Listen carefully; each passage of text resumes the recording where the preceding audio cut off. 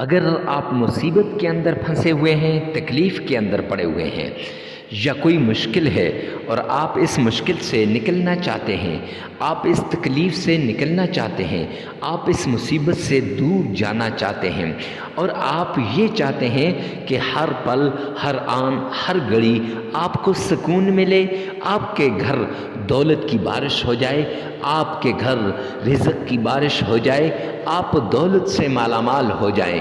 بسم اللہ الرحمن الرحیم۔ السلام علیکم ورحمۃ اللہ وبرکاتہ۔ معزز سامعین کرام، آج جو ہم آپ کے سامنے حاضر ہوئے ہیں، یہ دولت کا وظیفہ لے کر حاضر ہوئے ہیں۔ یہ رجب کے مہینے میں اتوار کے دن یہ خاص عمل لے کر حاضر ہوئے ہیں۔ جو انسان رجب کے مہینے کا انتظار کرتا ہے، یہ وہ مہینہ ہے جس کے اندر جتنی زیادہ عبادت کی جائے، وظائف کیے جائیں، اللہ سبحانہ و تعالی اتنا زیادہ قبول کرتے ہیں، اور اس مہینے کا اکثر لوگ انتظار کرتے ہیں۔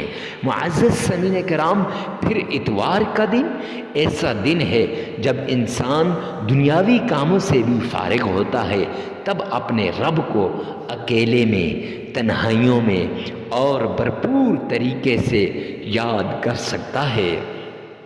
جو انسان اس عمل کو کرے گا، اس ایک تسبیح کو پڑھے گا، اس کے گھر دولت ہی دولت ہوگی، وہ دولت سے ارب پتی بن جائے گا، مالدار بن جائے گا، کروڑ پتی بن جائے گا، اس کے گھر کبھی دولت کی کمی نہیں ہوگی۔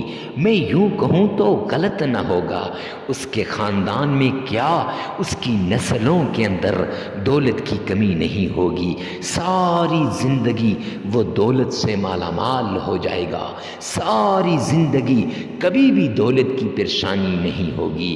رجب کے مہینے میں جو انسان بھی اللہ کے ان ناموں کا عمل کرتا ہے، کبھی محتاج نہیں ہوتا۔ اگر آپ بھی محتاجی سے بچنا چاہتے ہیں، آپ بھی پریشانیوں سے بچنا چاہتے ہیں، آپ بھی تکلیف سے بچنا چاہتے ہیں، تو جلدی کیجئے، اللہ کے ان دو ناموں کا عمل کر لیجئے۔ یہ دو ناموں کا وظیفہ ہے۔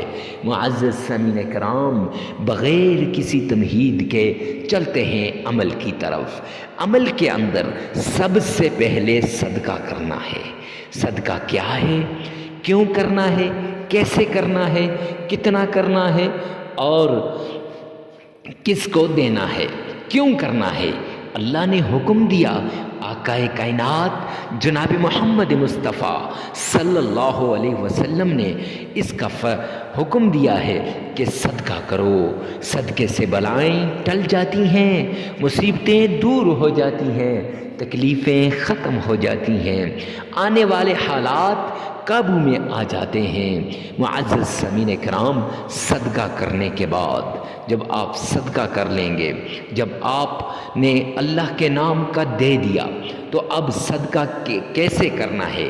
اس طریقے سے دایاں ہاتھ اگر اللہ کے نام کا دے تو بائیں ہاتھ کو نہ پتہ چلے کہ دائیں ہاتھ نے کیا دیا ہے۔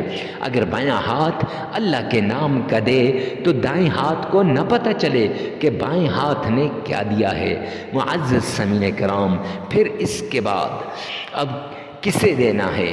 غریب، فقیر، مسکین، محتاج کو ڈھونڈ ڈھونڈ کے دینا ہے۔ کہیں ایسا نہ ہو کہ جان چھڑانے کے لیے آپ چند روپے اللہ کے نام پہ دے دیں۔ نہیں میرے بھائی، جس کا حق ہے، حقدار تک اس کے حق کو پہنچانا یہ آپ کی ذمہ داری ہے، یہ اللہ کی طرف سے آپ کے پاس امانت ہے اس بندے کی جو حقدار ہے، کیونکہ اسلام ایک بہترین مذہب ہے۔ معزز سامعین کرام، اب کتنا دینا ہے؟ حسب استطاعت دینا ہے، حسب توفیق دینا ہے، جتنا آپ دے سکتے ہیں اتنا آپ نے دینا ہے۔ صدقہ دینے کے بعد آپ نے اللہ کے دو ناموں کا عمل کرنا ہے، لیکن درود پاک لازمی پڑھنا ہے۔ یہ یاد رکھیں درود پاک وہ چیز ہے کہ جس سے آپ کی مشکلات دور ہو سکتی ہیں، آپ کی مصیبتیں ختم ہو سکتی ہیں۔ اگر اکیلے درود پاک ہی آپ پڑھتے جائیں تو انشاءاللہ اس درود پاک سے آپ کی مشکلات ختم ہو جائیں گی، آپ کی تکلیفیں دور ہو جائیں گی اور آپ کو مصیبت سے نکل جائیں گے درود پاک پڑھنے کے بعد۔ اب آپ نے کتنا درود پاک پڑھنا ہے؟ تو 3 مرتبہ درود پاک پڑھ لیجئے گا، چونکہ یہ دولت کا عمل ہے اور یہ رزق کا عمل ہے، یہ کاروبار میں برکت کا عمل ہے، تو جس چیز کے لیے بھی یہ کریں یہ عمل اسی کے لیے، لیکن ان چیزوں میں نمایاں ہے۔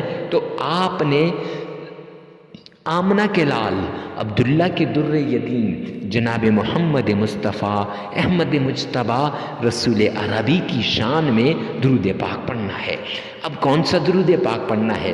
تو جو درود پاک آپ کو آسان لگے، جس میں آپ کا تلفظ صحیح ہو اور جو آپ آسانی کے ساتھ پڑھ سکتے ہوں۔ میں یوں کہوں تو یہ غلط نہ ہوگا کہ آپ نماز والا درود پاک پڑھ لیں، وہ سب سے بیسٹ ہے، کیونکہ دن میں انسان 5 وقت کی نماز پڑھتا ہے، اس میں وہ درود پاک پڑھتا ہے، وہ پڑھنے میں بھی آسان لگتا ہے۔ تو درود پاک 3 مرتبہ پڑھ لیں۔ پھر اس کے بعد آپ نے معزز سامعین کرام اللہ کے 2 نام پڑھنے ہیں۔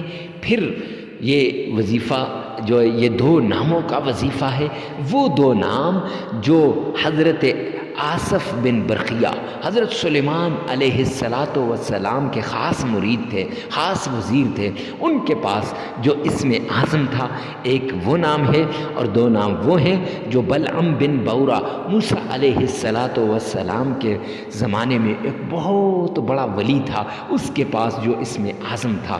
تو یہ 2 اسم اعظم ہیں۔ 2 ناموں سے مراد کیا ہے؟ 2 اسم اعظم ہیں۔